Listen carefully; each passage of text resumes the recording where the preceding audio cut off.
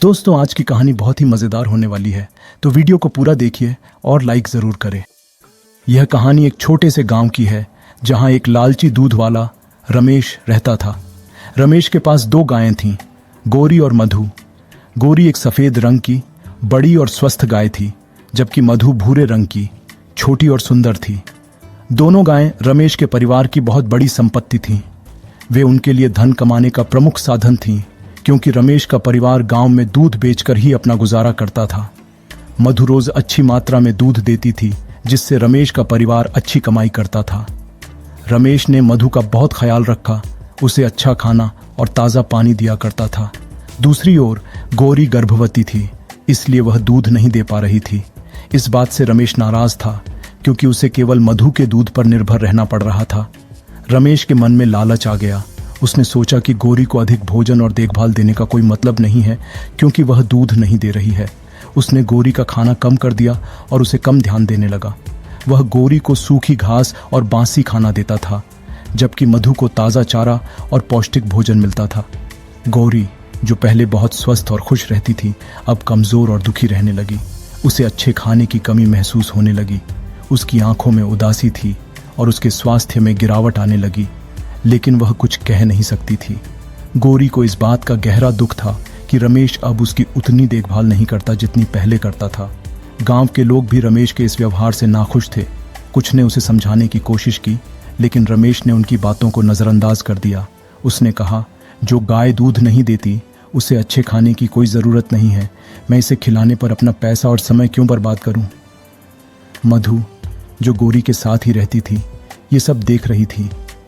उसे अपनी साथी गाय की हालत देखकर बहुत दुख होता था। वह गौरी के पास जाती और उसे सहारा देती। मधु को भी महसूस हो रहा था कि रमेश का व्यवहार अनुचित है। मधु ने गौरी की मदद करने का निर्णय लिया। वह अपने खाने में से थोड़ा हिस्सा बचाकर गौरी के लिए छोड़ देती थी। मधु गौरी के लिए बहुत बड़ा सहारा था।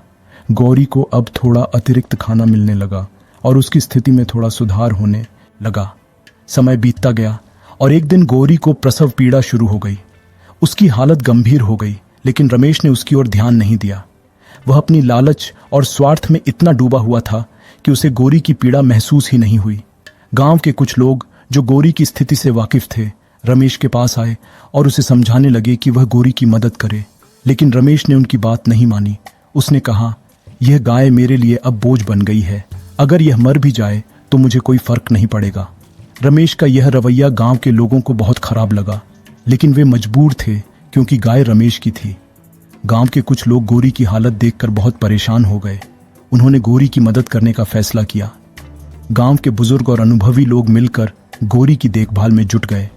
उन्होंने उसे गर्म पानी दिया, उसका पेट सहलाया और उसकी प्रसव पीड़ा को कम करने की कोशिश की। कुछ घंटों की मेहनत और देखभाल के बाद गौरी ने एक सुंदर और स्वस्थ बछड़े को जन्म दिया। बछड़ा बहुत ही प्यारा था और गौरी उसकी मां बनकर बहुत खुश थी। गांव वालों की मदद से गौरी और उसका बछड़ा दोनों सुरक्षित थे। जब रमेश ने यह देखा कि गौरी ने एक स्वस्थ बछड़े को जन्म दिया है, तो उसकी आंखें खुल गईं। उसे अपनी गलती का एहसास हुआ।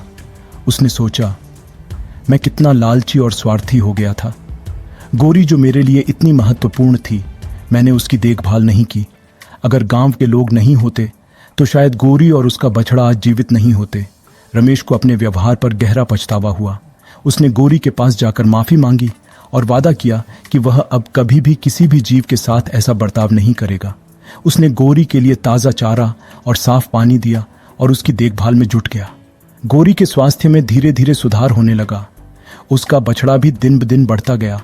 रमेश ने अब गौरी और मधु दोनों की समान रूप से देखभाल करनी शुरू कर दी। वह अब समझ चुका था कि हर जीवन कीमती है और उसे किसी भी तरह की उपेक्षा नहीं करनी चाहिए। गांव के लोग भी रमेश के इस बदलाव से खुश थे। उन्होंने रमेश की सराहना की और कहा कि इंसान को हमेशा अपने कर्तव्यों का पालन करना चाहिए, चाहे परिस्थिति कैसी भी हो। ये कहानी हमें सिखाती है कि लालच और स्वार्थ में डूबकर हम अपने जीवन में महत्वपूर्ण चीज़ों को नज़रअंदाज कर सकते हैं। रमेश ने अपनी गलती से सीखा और उसका हृदय परिवर्तन हुआ। उसने यह समझा कि हर जीव महत्वपूर्ण है और उसकी देखभाल करना हमारा कर्तव्य है। गौरी और मधु की इस कहानी से यह भी सीखने को मिलता है कि दोस्ती और आपसी सहयोग कितनी महत्वपूर्ण होती है। मधु ने अपनी साथी गौरी की मदद की जब उसे सबसे ज्यादा जरूरत थी, यह दर्शाता है कि जब हम किसी की मदद करते हैं तो हमें बदले में भी कुछ ना कुछ अच्छा मिलता है। इस प्रकार इस कहानी का मुख्य संदेश यही है कि हमें अपने लालच को काबू में रखना चाहिए और जीवन के हर रूप का सम्मान करना चाहिए।